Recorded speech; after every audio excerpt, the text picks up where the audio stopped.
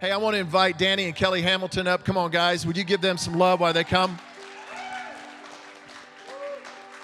So one of the things that we believe is that groups are the lifeblood of our church. We love core groups, and if you're not in a group, you got to get in a group. Turn to somebody, tell them you're invited to my group. Turn to somebody right now, tell you you're invited to my group. You may be like, Brad, I'm not even in a group. You just volunteered to start one. That's great. Thank you for volunteering to start one. And you can go ahead and fill out a card, and we'll take care of that for you. No, but Danny and Kelly have been a part of Core for a long, long, long time. And recently just started a Core group in 2021. And if you ever think, here's the thing, if you think, I can't go to a group because, one, I'm just so stinking busy. Anybody busy? Anybody busy here? Okay, the rest of you are just too busy to even raise your hand right now. You're like, I'm just so busy right now, I can't even raise my hand. I don't have time to raise my hand even in church. I'm so busy. But we're busy, and so it's hard to even go to group. The idea of hosting one in your home, come on, somebody. We got like 5 people in the entire church that will do that. Think about that. There's like 5 people. Look around this room. Look around this room. This isn't even half of our people here today, okay? We got like 5 that said, I'll open up my home. Why? Because it is a lot of work, and it takes a lot of sacrifice. And you guys have every excuse because, number one, you own a business. Tell them about your business. Free plug for your business, Danny. Tell them about your business. Is your microphone on? I want to make sure your microphone, do we have your mics on? Push the button until the green light comes on. Here we go. Okay. Check. So we have a heat and air business.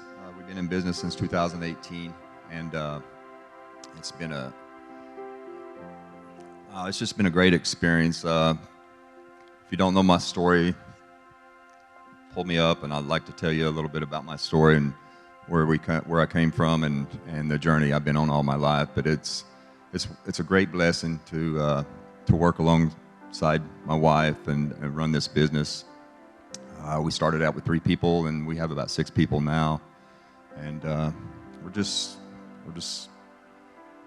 so blessed and privileged to have a business where you can, express God and talk about God and just, and give Him all the glory. I mean, it's just everything we do.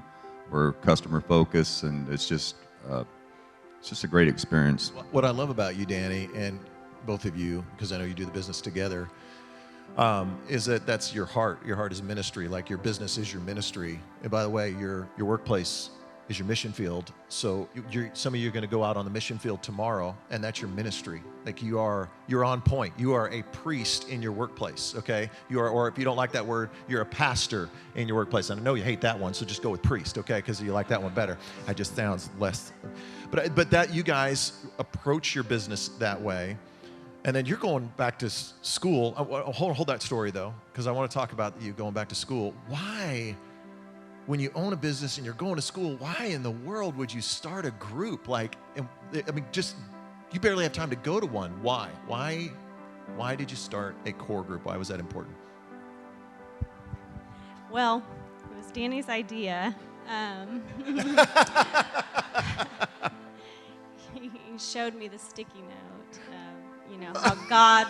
You want to tell that story? Yeah. Tell the story. Tell the story of the sticky note. This is so great. He was at a board meeting. So Danny is on our advisory board, and we were having a strategic planning meeting, and we were talking about groups. And they come up and they put a sticky note on the board of ideas and different things that we want to talk about in the meeting.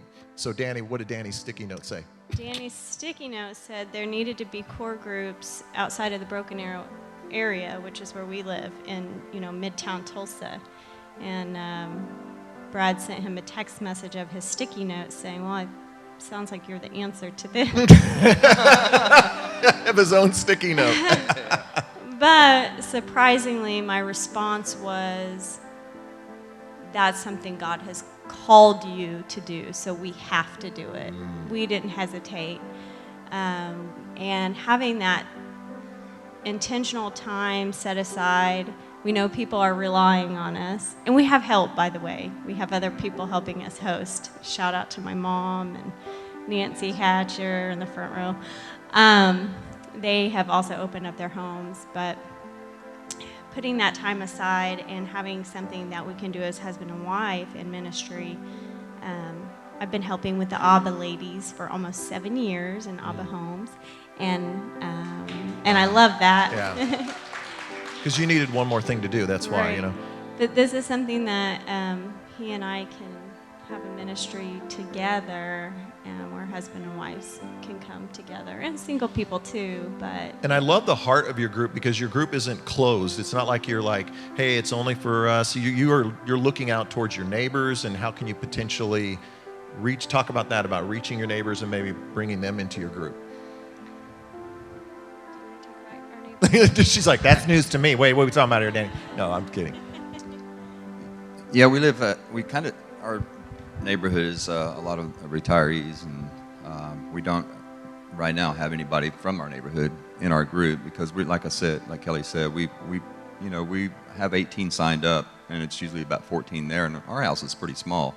So then we go to Susan's or Nancy's house, but we have a variety of people in our group, which really makes it special, because it's probably balanced about newcomers coming to know Christ, their journey, and then some that are, has been on the same journey, including myself and Kelly, been on the same journey to that point to come to know Christ. So it's really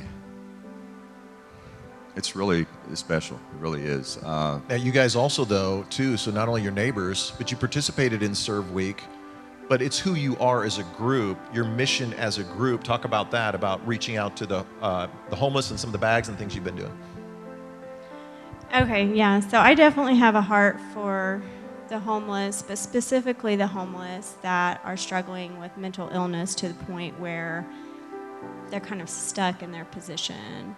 And so we started our group right before Serve Week, so we didn't have a lot of planning time. And we just decided to do something that Danny and I kind of just do anyhow. We live in an area where there's opportunities to get to know our homeless neighbors and learn their names, and so we decided to do that. I think there's a picture up there, a few pictures. But we didn't just hand out bags. We talked with them, heard their stories, prayed with them. And that's just kind of what we like to do, what our heart is for. Yeah, one of the things I love that you said there is learn their name. And I had to learn that, it was Buddy who actually taught me this, that the homeless, more than a handout, they want you just to acknowledge and see them and acknowledge their presence, but to get to know them, like get that close. I hope that helps you to see, like, that's close. That's not just waving at the homeless, that's not just passing by on the street, but you're stopping. That is a lesson for all of us. Because I think about, like, even in this room, we'll get up today and we'll walk out of this room and we won't talk to people. How hard that is. You know what I'm talking about? Like, you'll get up today and you'll be like, oh gosh, I don't know them. I can't talk to them. This is so awkward. Why does Brad make us do this in church? Because this is so hard. And they're going out to the homeless and doing that is next level. But I believe it's the call for all of us. And then on top of this, you're going back to school. So let's talk about our groups near the end of February are going to be doing Core Purpose. And it's through Core Purpose, I think, did that kind of launch you into your vision of what you're trying to do and going back to school? Yes, in my leadership group with Sybil, and also through my experience with the women of Abba Homes and my own mental health journey. So I knew that God had called me to go back to school. When I say go back to school, I didn't graduate from high school. So when I say Danny and I come from humble beginnings, what I mean by that is we had a rough start. So for God to put a calling on my life to become a counselor, it seems overwhelming. But I will actually, I enrolled in SNU full-time, and I will actually graduate next year. All right. Hey. Wow. That's, I wish we had a whole hour to tell your whole story. So many of you know their story, but many of you don't. And you look at Danny and Kelly, well, that's the nice little, they got the nice little core group. They got their nice little church thing going.